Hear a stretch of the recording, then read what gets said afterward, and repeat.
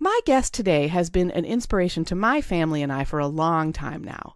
During his college years, my guest pivoted from rocket science, which I think it is rocket science, I hope so. If not, he will let me know, to interest-led learning, making his life a whole lot more fulfilling and helping teens find their way in this ever more complicated world. He's written books on how to get into college without attending high school, how to experience college without actually going to college, and how to structure one's own learning for maximum enjoyment, fulfillment, and success. He works with teens today all over the world, helping these young adults step out of their comfort zones and into their best lives.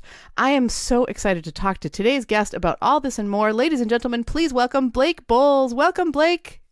Thanks, Karen. It's really great to have you. Was I right about the rocket science? Not quite. I studied astrophysics, which is more like the physics of far off stars and quasars and pulsars. And, okay. And rocket science might be more like engineering, but I'm flattered regardless. Well, I had intended to go back and read, because I feel sure that somewhere in we own all three of your books, and somewhere in them, I'm sure this story is told, but I haven't done that yet. So I'm glad that I was close anyway, so that makes me feel good. Yeah. To start with, I would love to talk about your kind of early life experiences. Were you always a march to the beat of your own drummer kind of a person?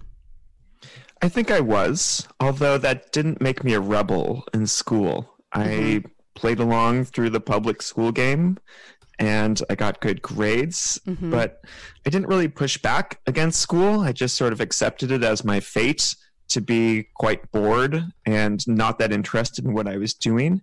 There was always some small part of me that wondered what else was out there, and that got satiated by activities outside of school, playing a lot of video games and computer games, skateboarding, and then when I got to go to summer camp and travel when I was a teenager, that really opened up my world. I bet it did. Where did you travel? Well, my most memorable travel experience was going to live in Chile with a host family who only spoke Spanish for a month when I was 14. And I'd only taken 1 year of high school Spanish. And that was like being thrown in the deep end. So it was tough, but I learned a lot and I grew a lot, and it forever changed me. So how did that come about? I guess I should say I have a 14-year-old now, and he is in, he's definitely doing a really cool alternative kind of school. And not that necessarily his interest has been to go to Chile or travel somewhere. But how did that come about for you? Because I feel like we're in a universe where there's a lot more opportunity like for that than maybe your typical high school 14-year-old. And how did that come about for you? My dad had grown up in a family that moved around a lot, and he had spent some time living in Central and South America. And so he just essentially put it on the table for me. He said, hey, I have this experience when I was a kid. Would you be interested in having this experience too? I found this program that you'll go with a group of other teenagers, but you just do like an orientation for a few days with them. And then you all get split up into individual homestays. And you do that for a month, and then you come back together for a few days at the end. And so he just put it out there, and I thought about it, and I said yes. Oh, that is cool. And it was a dive into the deep end kind of experience. Yeah, just to illustrate, I was introduced to my 15-year-old host brother, and he took me out the very first night that I was there to a punk rock show at the local high school gymnasium. And I immediately I was approached, let's say, by this young woman named Varvala, which I found to be very exotic and sexy. Oh my gosh, Varvala, this, cute Chilean 14-year-old. And she essentially made me her boy toy for the next week. She said, you will be my boyfriend. I'm like, okay, I guess this is happening. And it took me a few days to realize that Chileans pronounce their B's a lot like V's. And so her name wasn't Varvala, it was Barbara. And so this is one of these realizations, kind of like when I was asking my host mom to pass me the avocado at the dinner table. And I just, used Spanglish, and I said abogado, and they all laughed because that means lawyer in Spanish. So it was these kinds of moments that really made learning Spanish come alive for me, and it made me really want to focus on Spanish when I did go back to high school. That's something that did stick with me out of my high school years. It's an unforgettable experience. It's something that has inspired me to try to give travel experiences to teenagers and other young adults as part of my career. We will definitely get into that. I'm excited to talk about that. About, kind of what you're doing now. So you went to college, basically out of high school, right? Like, like a typical person sort of in our society does, where you finish, you graduate, and then you jump right into college. Is that how it happened for you? That's right. I did one semester of community college in between, but pretty much I went straight into the best college that I could, which was UC Berkeley. Which is a pretty good mentioned, college. I studied the most impressive sounding thing that I could, which was astrophysics, until I realized about halfway through my college major that I was not actually going to make a good research scientist. And my question, the one that I have written down actually is, how did you make the decision about where you'd go and what you would study? And it sounds like for you, it was really like, okay, the one with the best name and the one with the best, I don't know if it's most lucrative or most like sexy sounding or whatever, but how did you make those decisions? I don't think that I was very different in terms of deciding where to go to college. It was a balance of, the best college. I'm using air quotes here because we usually use U.S. News and World Report to decide which is a better college than another, which is a very blunt instrument. But, the most well-regarded university. And I was genuinely interested in pursuing science, and Berkeley was a good choice for that. And also, I grew up in California, and so it wasn't far away since Berkeley's in the San Francisco area. And so it did make sense for a lot of very practical reasons. And in terms of choosing the major, a part of it was sounding impressive. Another part was genuine interest in science, albeit uninformed interest in science, because I had just taken high school science classes and read some books about astronomy and physics that were interesting, and had done no actual background research on what the life of a scientist is like. And it continues to boggle my mind that we allow 18-year-olds to take out tens of thousands of dollars in student loan debt that cannot be discharged in bankruptcy to pursue these kind of idle dreams of these career paths that they've never spent any time investigating, just like I did not actually investigate. Like, oh, this sounds interesting. Yeah, that sounds interesting. That sounds impressive. The courses in the course catalog seem cool.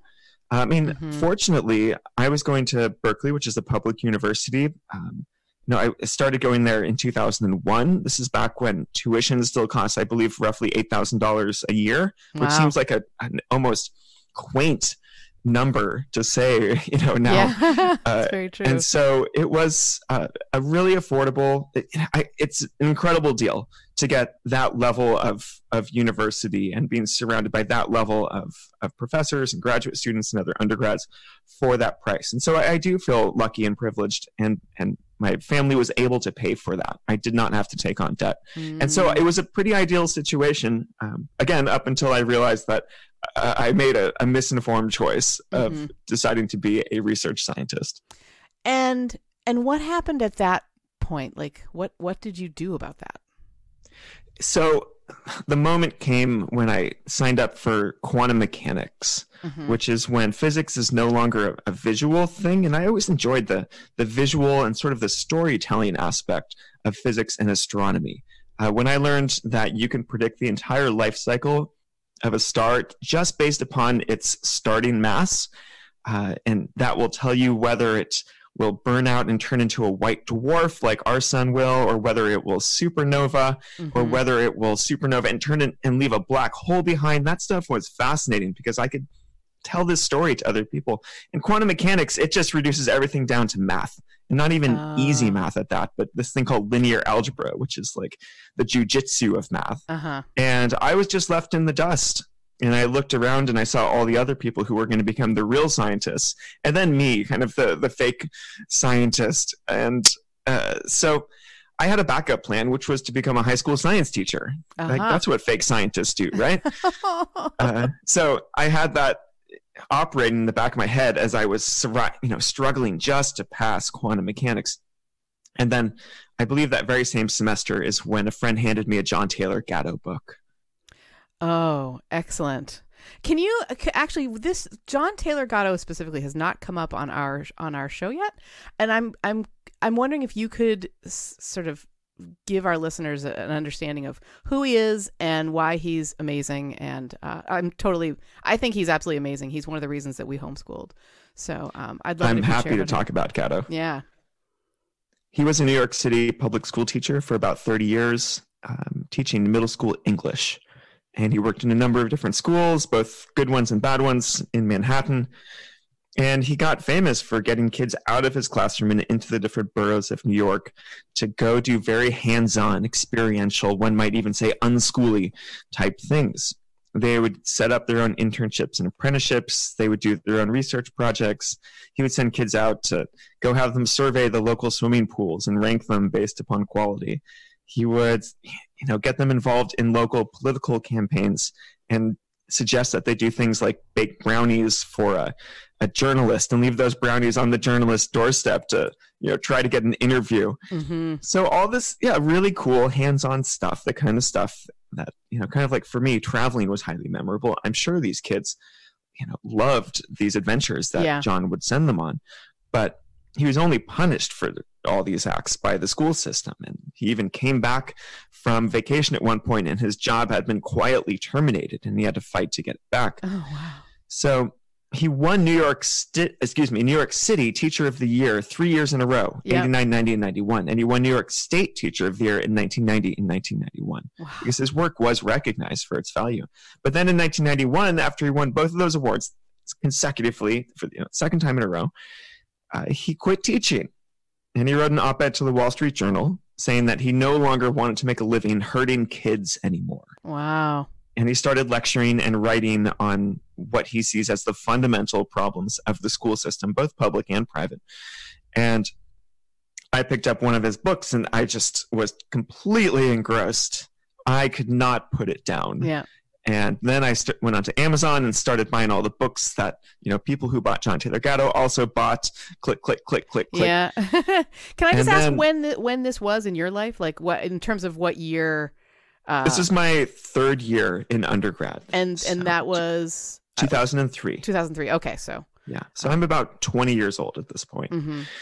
And I just go deep down this rabbit hole due to John Taylor Gatto. But then I was fueled by reading about Summerhill and the Sudbury Valley School, reading about unschooling through Grace Llewellyn's Teenage Liberation Handbook. Mm-hmm. I dabbled with all the kind of the old school education reformers of the 60s and 70s and didn't feel too drawn in by any of them. But the more modern people like Grace or like Gatto, they really spoke to me, right? Or the Sudbury Valley School people. Mm-hmm. So that was it. I changed my major and I found this individual major program so I could design my own degree in alternative education because there was no undergraduate program in education. Mm-hmm. And even then, as I realized very quickly, taking education courses at Berkeley, it's just about public school education. And education is narrowly interpreted as teaching. Yeah.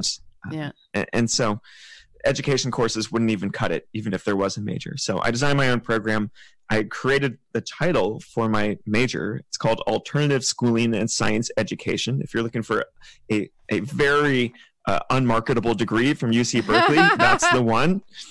And I had two professors sign off on my plan. I wrote a senior thesis paper, and I graduated with honors in 2004. Wow. Okay, so the name of that major again is Alternative Education and? Alternative Schooling and Science Education. But don't be fooled. I didn't actually study science education. I was just using that as a cover to justify those first 2 years of math and science classes. Ah, that's cool. That's cool. So I actually want to go back a little bit because I think something that holds a lot of people in our society, however old they are, back is the idea of fear of sort of making waves of kind of going your own way, even if you feel like you have a really, really good idea.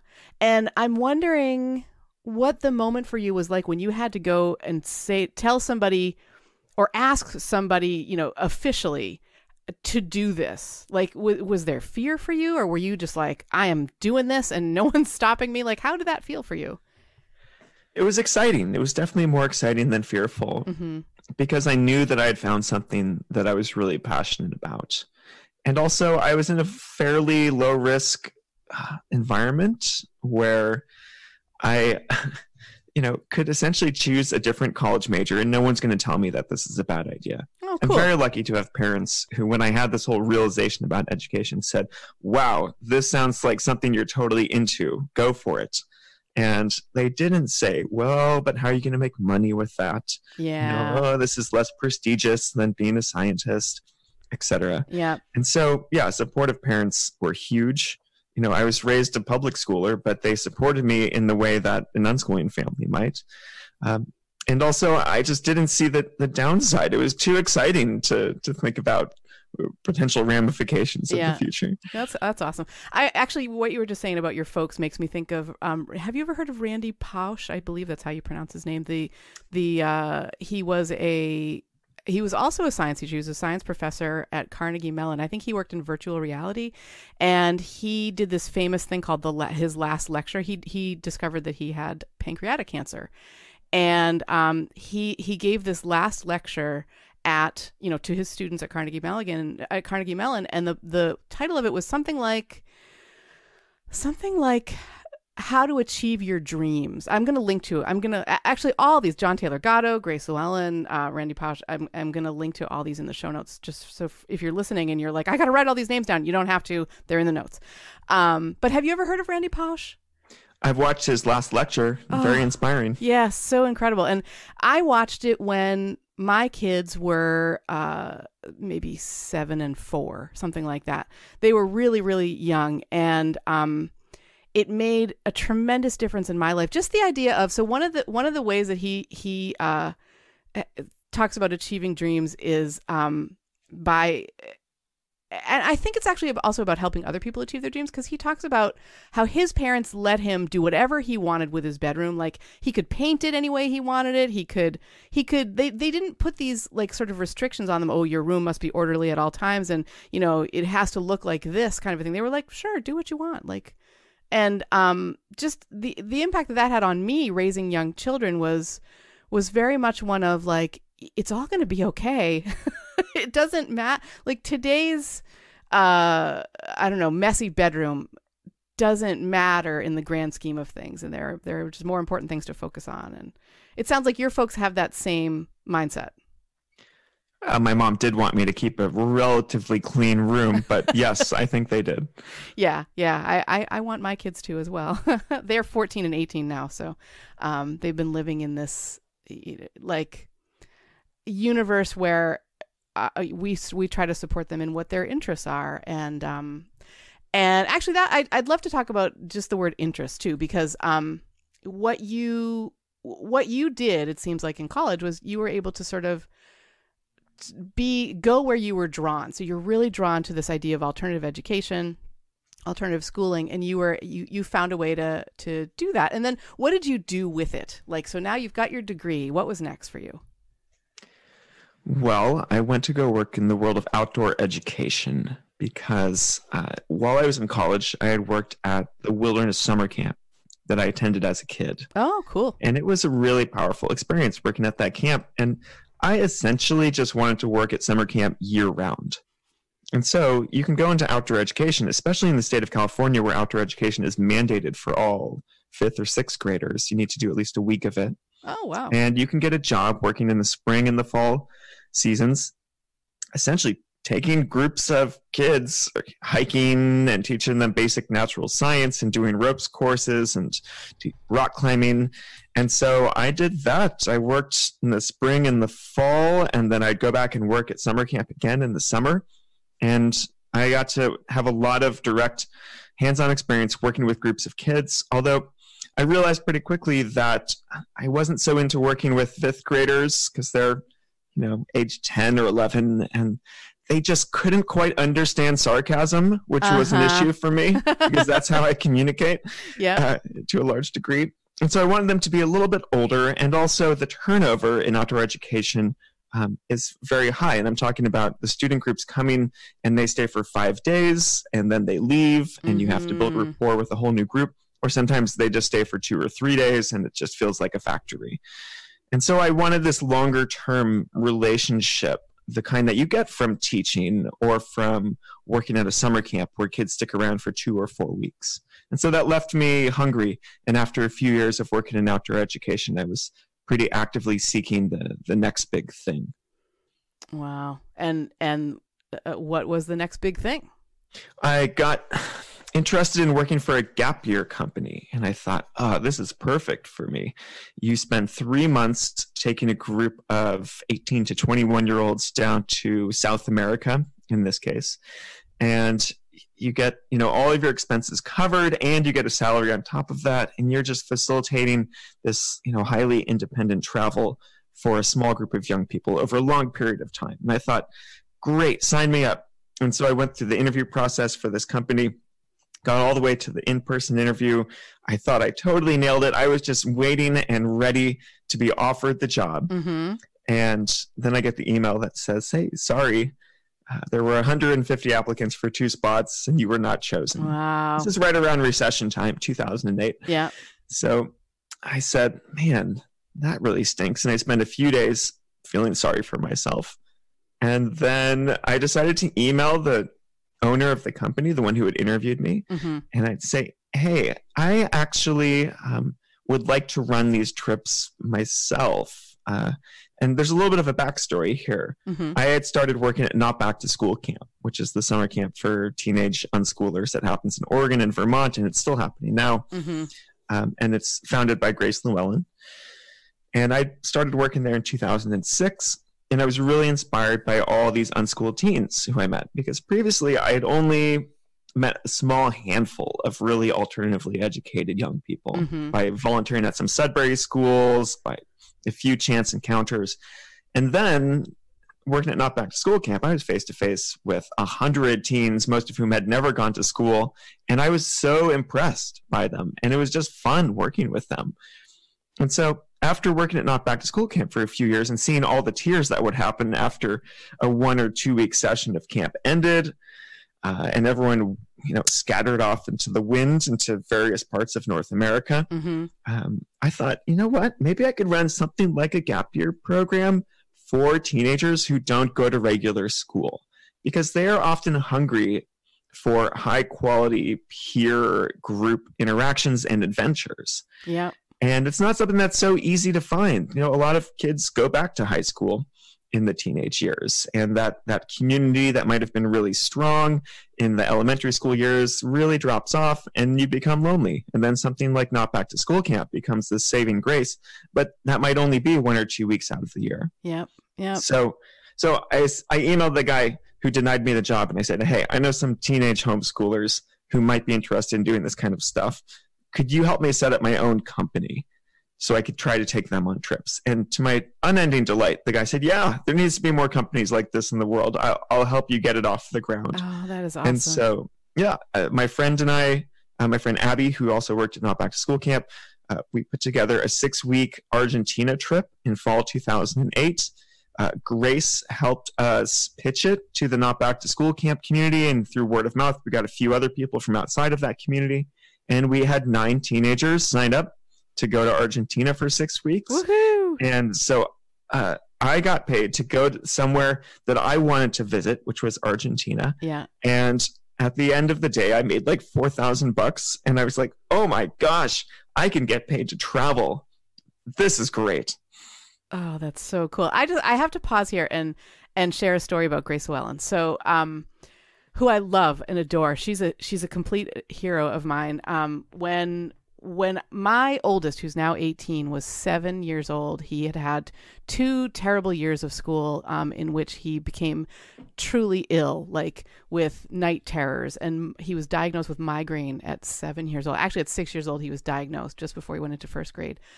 And he lost weight in kindergarten and first grade, and he most frightening to us was he really lost his personality. He sort of stopped being Max. He stopped smiling and laughing and asking questions and singing and all this stuff. And I happened to have I'd never heard of homeschooling, and in fact at the time I was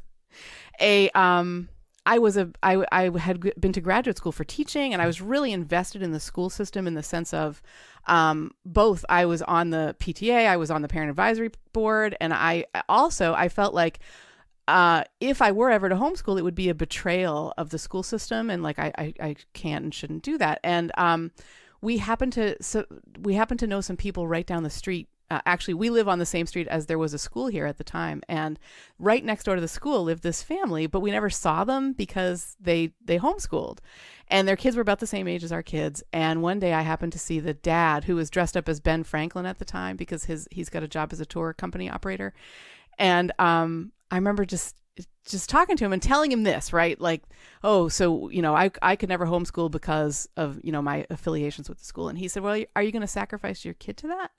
And I was like, oh, wow, I hadn't thought of it that way. So I started wanting to homeschool, and I found Grace Llewellyn's book, The Teenage Liberation Handbook, in our library. And even though I had a 7-year-old and she was talking to older kids, this book is written to the teenager, basically. And I remember photocopying parts of it and sharing them with my husband because I needed to convince him. He was very worried that, what would we be doing to our child if we made this decision for him?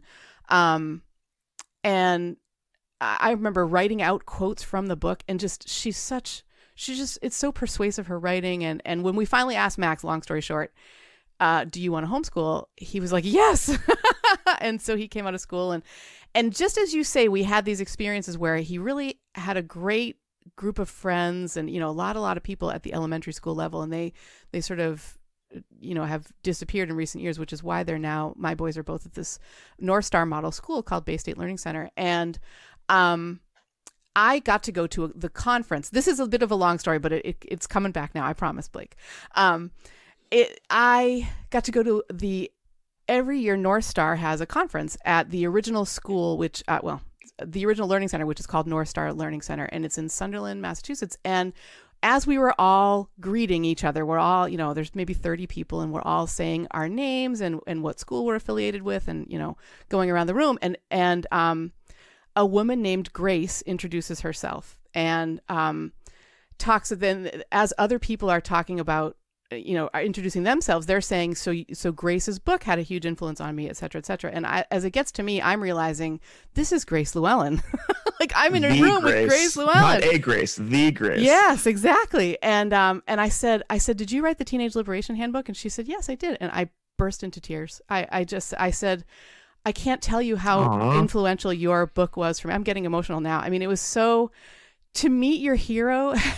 And she was wonderful. I mean, she first of all, it was great to be like a colleague of hers. She's actually starting a school in a learning center in the North Star model, which is why she was there. And just talking to her, she blew my mind. And it was just so great.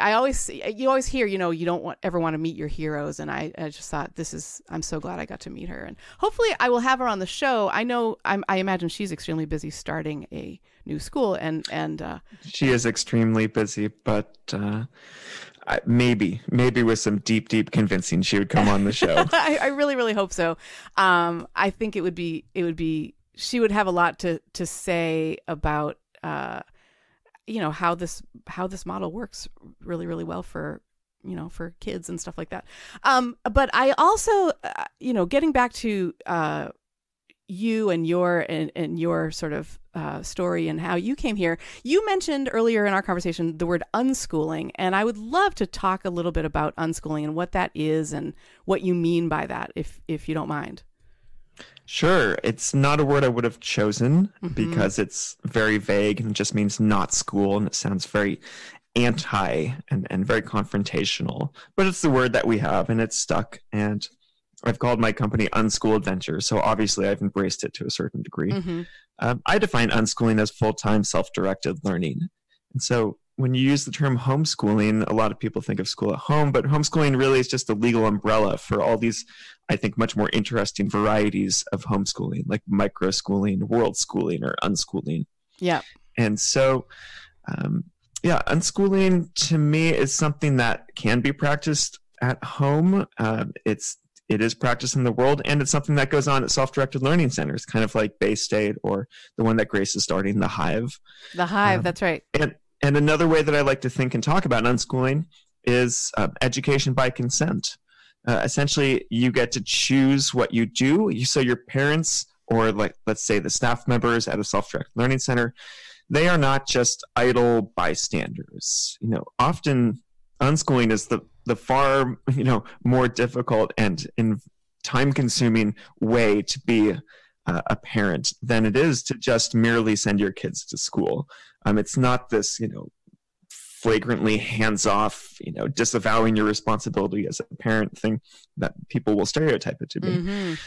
Because you do provide lots of opportunities and suggestions and resources, but you do it all in a consensual fashion. So the kid has a genuine feeling that you are just offering this, and they can always opt in or opt out. It's not a threat or bribe, a carrot or stick type thing. You are their consultant as a parent, in the way that a company hires a business consultant, and that business consultant will offer analysis and guidance and advice. But fundamentally, the consultant knows that it's the business's problem. It's not the consultant's problem. And a consultant who becomes overly invested in the business that they are trying to serve, and who becomes, emotionally distraught when that business fails, is not a great business consultant. And so I'm throwing a lot out there. Unschooling means learning by consent, and it means parents leave the boss or manager role and step into the consultant role. And that has it has real implications for the relationship between the parent and the child, right? Absolutely. And I say this as a non-parent myself, of course, but I've spent more than a dozen years working with these teenagers and meeting their parents through giving talks, through my programs. And so I've seen and heard these stories over and over again. Yeah.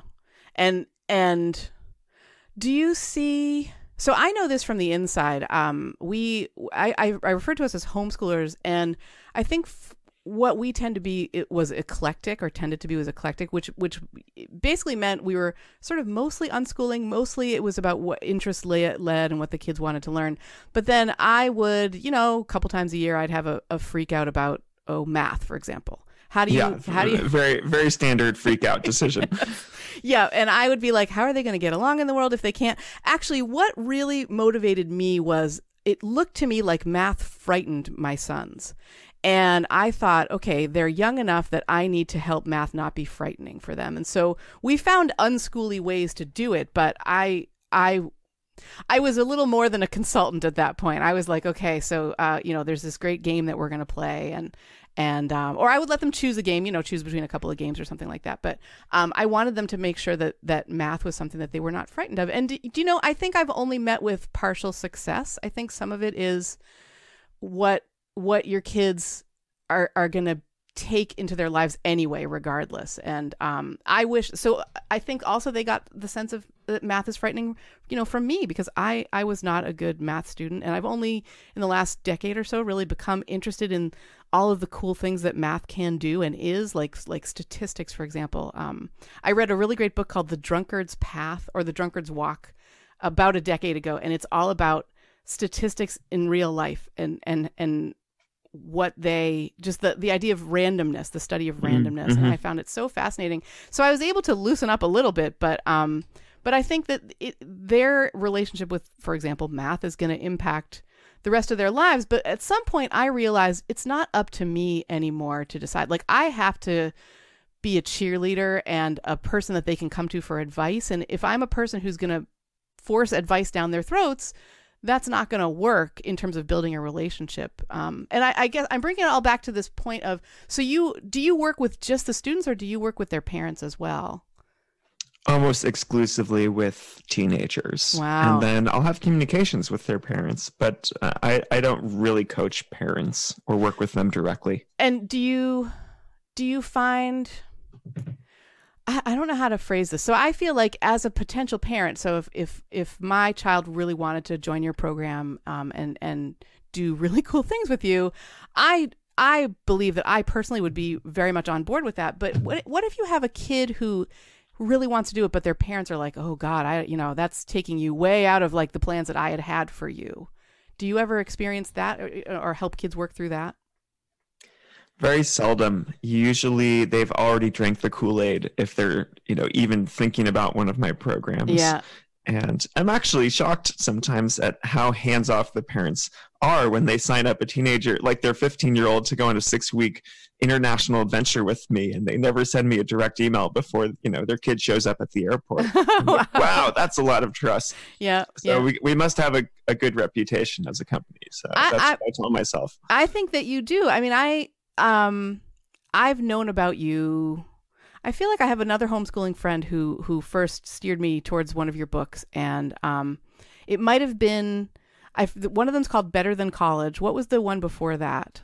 College Without High School. That's right, College Without. So that was the first one. So when our kids were maybe, I don't know, 11 or 12, we were sort of like, okay, we have to figure out this whole college thing, and that was a really great resource actually for that point, because what it showed us was, there's an alternative. You don't have to be checking the same boxes that they're checking in schools. And in fact, it's detrimental to do that in some ways, right? Yeah, it can be. Yeah. So that book was really kind of a gateway into like, there's a lot of other ways to look at things and opportunities that maybe we hadn't thought of as viable for our kids. And then it really comes down to what do they want? And now my 18-year-old, is looking into, he may not go to college. He may go to community college, but he kind of wants to be an EMT. And I love it. He wants to do that because he wants to use it as a way to travel. Like he wants to have some skills and then also feel, I think, more confident in his traveling, but that he that's kind of the way that his mind has gone. And one of the very first things that we read about the adult life, going out into your adult life was in your book about going to college without high school, where you map out like how can a person take what they're really interested in and make that like be a potential career path for them, or at least a way for them to move forward in their lives. And one of the examples was about somebody who wanted to be an EMT, wanted to get certified as an EMT. And I just love that we're back there now. Yeah. And I got that because I took an EMT course pretty soon after finishing college. I wanted to have some sort of concrete skills in my life. I also knew that having an EMT certification was really useful for working with young people. Mm-hmm. And that's actually where I got this idea of education by consent, where it started to grow, because in the very first week of the EMT course, it was all about consent. And I was like, hey, I thought we're going to learn how to take a Bic pen and jab it into someone's trachea so they can start breathing again. All these false notions you get from TV shows about what first responders do. Yep. And we were talking about consent instead. And it's like, make sure, there's this thing called implied consent, and it's different with a minor, and you don't just go into a car wreck and you start pulling someone out because you might be hurting them. And so take that same logic and apply it to school and education. You're like, oh my gosh, consent is important for the medical profession. It's important for systems of governance. It's important for relationships. Why don't we do this in school? Mm-hmm. Why aren't we asking kids if they want our help and assistance in our classes and let them opt in? It blows my mind. I love that you brought that up. Actually, one of the things that came up for me when my husband and I got to go and see you at a live presentation a couple years ago, and I had never heard of this idea of consent. And you may not remember this, actually. This is something that has had a really profound impact on my life. But while you were describing what you've just described right now for us, the idea of consent, you said nobody ever asks, do you want to go to school in the same way that they asked, do you want to go to summer camp, or do you want to do something fun, right? And one of the audience members raised her hand and said, how can you tell if a young child is consenting? And I loved I don't know if you remember this, but I loved what you did. You basically said, okay, so I'm not a parent, but we have a lot of parents here. Is there anyone who's got any experience with that? And a woman named Amy Anderson responded back. She actually, this was at the Maycomber Center, and she works there. She's a teacher at the Maycomber Center, or a facilitator, I guess I would say. And her answer was so incredible that I ended up having her on my podcast, which is called We Turned Out Okay. And just to talk about this idea of consent. I feel like I've lost my train of thought a little bit, but the idea of, what did she say about little kids and consent? Oh, this was so I don't incredible. remember. You don't remember? Oh my God, this blew my mind because she was so right on. She basically said, I don't think kids can say, yes, I give permission, or no, I don't give permission, but you can see it in their behavior. And I just thought this was so incredible. You know, so she, for example, she came on my show, and I'll link to this for listeners, but she came on my show and talked about how her daughter had really wanted, I think they had just been living this, which is why it was, you know, so prominent for her. Her daughter really wanted to take dance classes. She's 4 years old. She was so into dancing. And so they started taking dance classes, and immediately her behavior changed. And it wasn't always necessarily just before class, but she had a lot more meltdowns. She was a lot more worried. She just there was something about these dance classes. Eventually they figured out it was that. And so the way that Amy and her husband looked at it was, you know, she's not, I don't know if they would have phrased it in this way, but she's not consenting to the dance classes because she's showing us that they are not working for her. So when you know that about your young child, it allows you to figure out what changes can be made. Like, is there another dance school? Is there something else that we can do for her so she's getting this, but without the obvious stresses or, you know, concerns that she's having? So, and that's the approach that most reasonable parents take to music and to sports. Yes. Like piano lessons. Let's figure out, you know, let's see if I can convince my kid to take piano lessons because I think it's important for them. Mm-hmm. And if not piano, then maybe, I don't know, violin or maybe keyboard. And then we can figure out, should I teach it? Should I hire a neighborhood kid to teach it? Should I just let my kid learn off of YouTube? Like, we go through this whole process of being very open and flexible and accommodating. Mm-hmm. And then we, you know, usually say, try it for X number of lessons or X number of weeks. And this works for kids. Like, this process is one that asks for their buy-in and their input.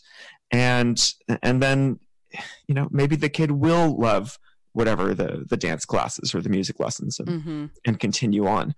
And so it's that process that I think really exemplifies the spirit of unschooling and self-directed learning and learning by consent. And for some reason, we throw out this process when it comes to something like school, because we just assume that you have to do school in the traditional sense to be successful, in the sense of being able to go to college if you want to go to college, of being able to have access to good jobs. Mm-hmm. But I mean, that's why I spent my first book talking about, yes, you can go to college if you don't go to high school. And the second book is about, yes, you can choose not to go to college and you can still build a successful and meaningful life. Yeah. Because those are both unfounded assumptions. It might be trickier, but it's certainly not impossible. And I'm just thinking about that pressure that parents feel, because I sure know I felt it when my oldest was, we didn't see another path for him. As I said, I had really bought into this idea that it's school or nothing. And finding out about homeschooling to me felt like learning that you could breathe something other than oxygen. You know, it was such a paradigm shift. And I'm wondering if it's like that for other people. I mean, I don't know that there's a way to know this, but I'm so curious about, like, I guess for you, Blake, it may have been like the paradigm shift of, okay, I'm not gonna be an astrophysics student anymore. Instead, or I'm not gonna spend my life teaching science as a failed science person. Instead, I'm gonna do this other cool thing, you know? Yeah, it's realizing that you don't have to go and choose between a bunch of fixed paths, that you really can cut your own path through the woods. So I've got a podcast too. It's called Off Trail Learning. And the reason I chose the word off trail is because you might be on a nice hike on a nice established trail, but it might be a very popular trail. For example, I grew up hiking in California, and the John Muir Trail is this beautiful 200-mile route from Yosemite down to Mount Whitney. And in recent years, it's become very, very popular. thanks to some media attention. Mm-hmm. And so it's kind of like a highway now, and it's dusty, and there's a bunch of people at the campsites, and it doesn't feel so wildernessy, even though you are in the middle of the wilderness. But in those same mountains, they are often so friendly. They were shaped by glaciers, and there's all these big open granite fields that you can just cut off trail and kind of make your own trail. And you can parallel. I actually did this trip this summer. This is why I'm bringing this up, Karen. Cool. You can parallel the John Muir Trail, and you can stay off of any established trails, but still take the same route, except you're not surrounded by a million other people. You get to camp at every lake essentially by yourself. You're using map and compass, and so you have to be, or GPS, so you have to be more attentive to where you're going. Mm-hmm. I see a whole metaphor here for being a self-directed learner and choosing to get off of these highly established routes and to throw out this whole mindset that life is just picking between established routes. I love that. It's so reflective of our experience and so many other people that we know, is that idea of like, you can do this, but you could also do these other cool things, try something else. Our time is short, but I have something that I'd love to ask you about, which is, I know you see a lot of young adults and you work with them all, and you work with quite a few of them. Do you notice that there are maybe by the time they've gotten to you, this isn't a thing anymore, but are there things that hold them back? Like, what holds kids back, do you think, if anything? I've noticed that the teenagers who I work with who don't go to traditional schools, so either they go to a self-directed learning center like Bay State, or they're unschooled, or they have some other eclectic form of home education happening, they're really just normal teenagers. Like, they're really not categorically different. And so when you say, what are they concerned about and what holds them back? It's the same stuff that holds back, I think, teenagers in school. They do get to opt out of, I think, the anxiety that comes with the rat race of traditional schooling, especially the pressure cooker of middle school and high school, especially in slightly more affluent and college preparatory schools. And so I think they're more relaxed in that sense, but they are still part of the world of youth culture. And so, for example, I read an article this year about how Instagram is the platform that causes the most self-doubt and anxiety among young people, which is not a surprise in any way. But it's still, that and Snapchat are what everyone use. And so there's another book that I read, iGen, which is about the correlations between decreasing teen mental health and the increase in smartphone and social media use. That's something that all the teens who I work with are deeply a part of. And just because they don't go to school doesn't mean that they somehow avoid that. And so there are a lot of like very typical teenage challenges and traumas that happen on the programs that I run. But for the most part, they don't have that academic anxiety, and they have a superior relationship with adults, like with me. They don't automatically put you into the authority and enemy role. Yes. They do see you more as a potential consultant or someone to be friendly with.